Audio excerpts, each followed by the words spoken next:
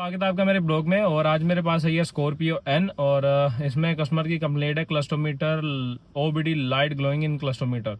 और आपको बताऊंगा डिटेल में इसमें लाइट वगैरह कौन सी आ रही है। पहले करूंगा गाड़ी स्टार्ट, बाद में इसके जॉब कार्ड वगैरह पे हमने कोड वगैरह ले रखे थे। इसके लैपटॉप से सारा डाटा लेना पड़ता है। गाड़ी चली कितनी वो भी आपको दिखाता हूँ।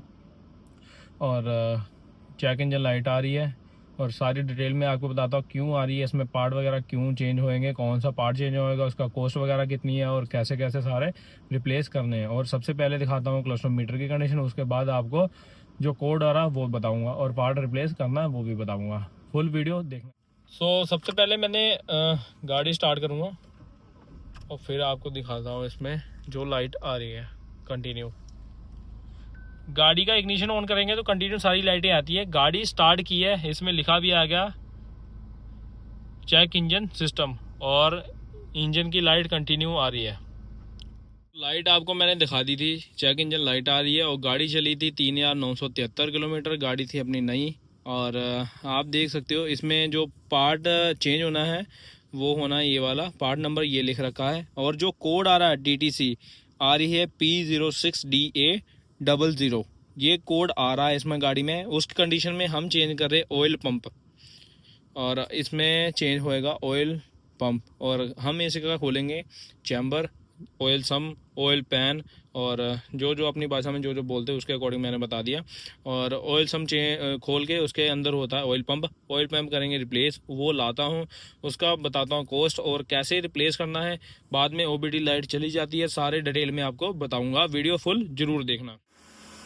मैंने जैसे बताया था ऑयल पैन वगैरह इसका खोलना पड़ेगा। ऑयल हमने सारा निकाल लिया इसका बाहर। ऑयल पैन की फिटिंग बता दूंगा कैसे कैसे खोलनी है स्कॉर्पियो एन में। और ऑयल पैन पे लगा होता है ये अपना adjuster, idler bearing sorry belt का। उससे पहले हमें खोलना पड़ेगा ये कवर निकालूंगा सारा बाहर। बाद में AC कंप्रेसर के 2 बोल्ट लगे हैं, ये भी निकालने पड़ेंगे ऑयल पैन को। और स्टीयरिंग के ये बोल्ट हमें खोलने पड़ के, स्टीयरिंग के बोल्ट ये दोनों चारों खोल के स्टीयरिंग हल्का नीचे आएगा।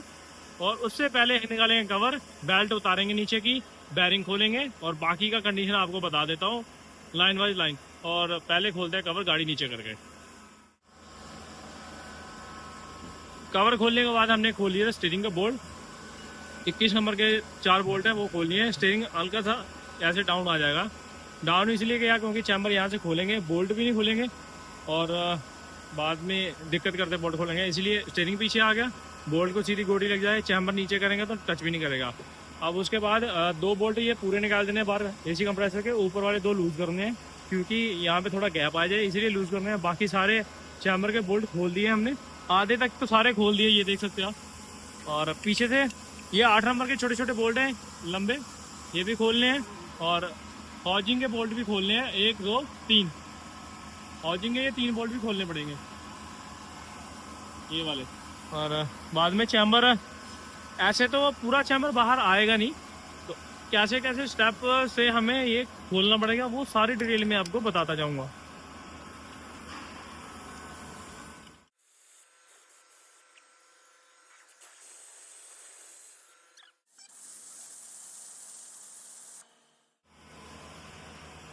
पावर स्टीयरिंग पंप के बोल्ट खोल दिए, ऑयल सम के सारे बोल्ट खोल दिए, आइलर खोल दिया, यहाँ पे AC कंप्रेसर के नीचे वाले 2 बोल्ट खोल दिए। एक ऊपर होता है अल्टरनेट AC कंप्रेसर का बोल्ट और इसमें एक बैक साइड पे दे रखा है बोल्ट इसका, ये सामने लगा हुआ, ये लूज कर दिए सारे। इधर से फिटिंग वेटिंग खुल गई। अब हमें खोलनी है इसकी जंपिंग रोड लूज करनी, यहाँ से खोल के नट सारे नीचे लटका देनी है। वो क्यों लटक दी है लास्ट में आपको बताऊंगा, चैम्बर निकलने में क्या क्या दिक्कतें करता, इसीलिए जंपिंग रोड खोलूंगा, नीचे लटका दूंगा और बाकी की फिटिंग आपको बताता जाऊंगा। जंपिंग रोड मैंने यहाँ से खोल दी, ये भी यहाँ से खोल दिया। और इसका छोटा सा क्राइडल वगैरह जो बोल देते गाड़ी वगैरह स्पोर्ट, वो भी मैंने खोल दी। उसकी ज़रूरत नहीं पड़ती लेकिन मैंने अपने तरीके पे खोल रखी है क्योंकि सामने दिख जाए, सब साफ दिखेगा तो काम प्रॉपर होएगा। लेकिन जंपिंग रोड खोलनी पड़ती है, ये खोल दिया और सारी फिटिंग खोल दिया। और चैम्बर को नीचे करते हैं और बाहर कैसे निकालूंगा वो भी डिटेल में आपको बताऊँ। तो चैम्बर हमने नीचे कर दिया है। और आपको एक बात बता देना चाहता हूँ, चैम्बर हमारा जैसे हम नीचे करके पीछे को खींचते हैं तो पीछे लग जाता है गियर बॉक्स को, नीचे लगता है जंपिंग रोड को। जंपिंग रोड इसीलिए लूज करके हल्के नीचे गैप डल गया और ऐसे कंप्लीट चैम्बर बाहर कभी नहीं आएगा। चैम्बर कंप्लीट बाहर निकालना है बिना पंप खोले, वेरिएबल पंप खोले, और आपको गियर बॉक्स उतारना पड़ेगा, साथ में फ्लाई व्हील खोल के फिर सीधा सीधा बाहर आ जाएगा। लेकिन इतना काम करने के लिए हम नहीं जा कर सकते, इतनी फिटिंग नहीं खोल सकते। इसी के लिए हमें अब चैम्बर बाहर निकालने के लिए सबसे पहले ये पुली का बोल्ट खोलना पड़ेगा पंप की का। इसे उतार के पंप के ये 4 बोल्ट होते हैं, 1 2 उधर की तरफ, ऐसे पाने से ये खोलने पड़ेंगे। पीछे के लगे होते हैं जाली पंप को, जो ऑयल को फिल्टर करके जो भी मतलब कचरा वचरा हो जाने नहीं देती ऊपर, वो जाली होती है, वो खोल के उसमें चैम्बर में रख के, और चैम्बर फिर आसानी से बाहर आ जाएगा। तो इसीलिए मैं खोलूंगा सबसे पहले पंप ऊपर ही ऐसे पाने से, और बाद में चैम्बर में रख के चैम्बर निकाल लूंगा बाहर। और इसका करने वाले हैं हम वेरिएबल ऑयल पंप रिप्लेस। यही पंप रिप्लेस करना, और यही ऊपर ही खोल के और चैम्बर बाहर निकाल लूंगा। ऐसे पंप लगे लगे, अंदर की जाली लगे लगे, पंप कभी भी बाहर, चैम्बर बाहर कभी भी नहीं आ सकता इतनी फिटिंग में। ये खोलता हूँ और फिर आगे की फिटिंग बताता हूँ। चैम्बर हमने निकाल लिया बाहर, जैसे मैंने आपको बताया था उसके अकॉर्डिंग ही। पुली का बोल्ट खोल दिया, पुली यहीं पे है, और पुली आप कहीं पे भी खोल सकते हैं, ऑयल पंप की कोई टाइमिंग नहीं होती, लेकिन पुली बैठाने हुए कट होता है, वो देखना जरूरी होता है। चैन कहीं पे बैठा दो, और बाकी जो वेरिएबल ऑयल पंप है उस पर लगा होता है वेरिएबल स्विच ऑयल का, उसका होता है ये कपलर निकालना पड़ता है हमें ध्यान से। और यहाँ पे एक रिंग लगा होता है, उसका भी ध्यान रखना होता है, पंप का होता है रिंग। तो जो चैम्बर निकलता नहीं है, वो निकलता नहीं है हमारे इसके कारण। ये इसका जो पंप होता है, पंप यहाँ टकरा जाता है, उतनी स्पेस नहीं है इस गाड़ी में चैम्बर निकालने के लिए, इसलिए हमने पंप ऊपर ही खोल रखा है इसका। ये 1 2 3 और ये 4 बोल्ट होते हैं, ये खोलने होते हैं।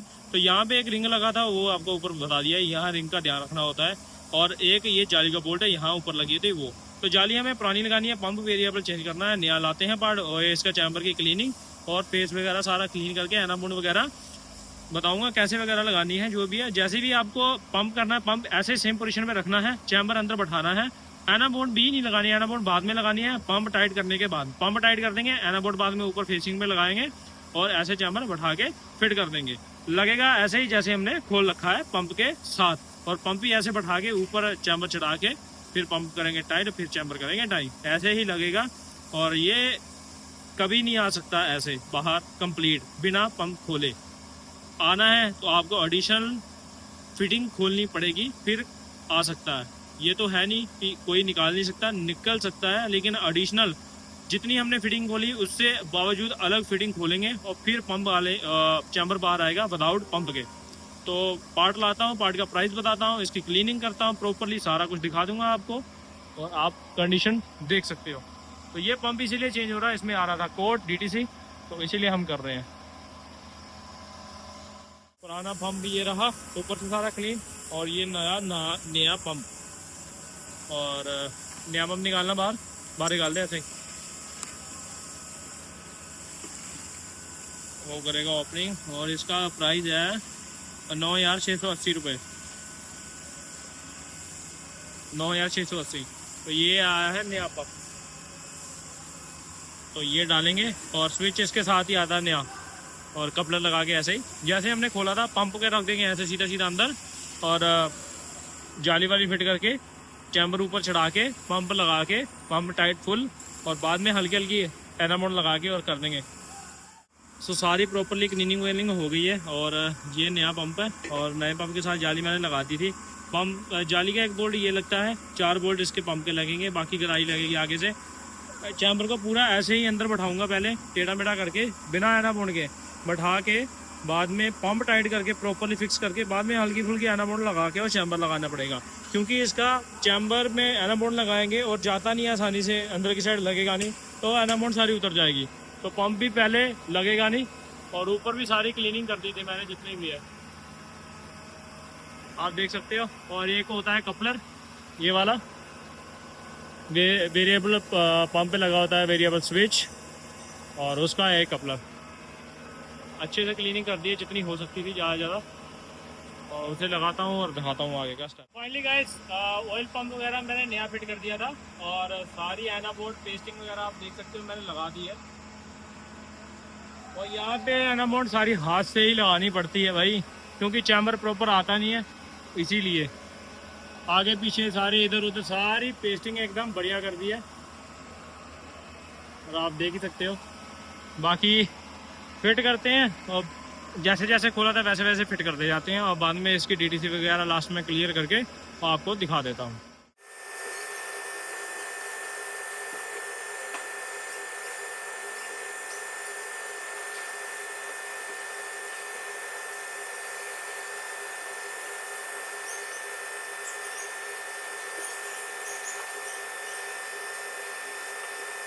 तो फाइनली गाइस सारी फिटिंग वगैरह प्रॉपर कर ली है, और आप देख सकते हो गाड़ी अपनी स्टार्ट रनिंग कर रही है। और इसकी मैंने गाड़ी की सारी DTC वगैरह क्लियर कर दी थी। इंजन ऑयल पुराना इसमें टॉप अप किया है, और आपके सामने DTC सारी क्लियर कर दी स्टार्ट करने से पहले। क्लियर करने के बाद मैंने अभी स्टार्ट रखी है, लिफ्ट पे गाड़ी लगा रखी है, क्योंकि मैं चेक कर रहा हूँ इसकी लीकेज वगैरह कि कहीं से हमने चैम्बर इसका कर रखा था, खोल रखा था, उसके कारण लीकेज वगैरह चेक करनी होती है। तो सारी लीकेज चेक कर रहा हूँ। 5-10 मिनट गाड़ी रहेगी स्टार्ट ऐसे ही, और सारे पेस्टिंग वगैरह हो रखी है। तो मैंने लीकेज कन्फर्म करके गाड़ी कर देंगे नीचे, और बाद में इसका लंबा रोड टेस्ट होएगा कम से कम 50 किलोमीटर अराउंड, और उसके बाद DTC वगैरह आती है तो फिर कन्फर्म करना। नहीं तो जो हमने इसमें पार्ट वगैरह प्लेस किया और आपको DTC वगैरह मैंने जो दिखाई थी उसके अकॉर्डिंग वो पार्ट रिप्लेस होता है, गाड़ी एकदम अपनी हो जाती है एकदम ओके।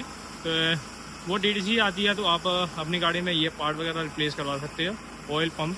और आई होप आपको वीडियो अच्छी लगी हो, और लाइक सब्सक्राइब कमेंट करके जरूर जाना। आज विदाउट हम इसीलिए हैं क्योंकि आज पड़ रही है हमारे बारिश, तो मैं और हमारे रिशुरी दोनों के दोनों विदाउट घूम रहे हैं। तो मिलते हैं आपको नेक्स्ट वीडियो में। Bye bye.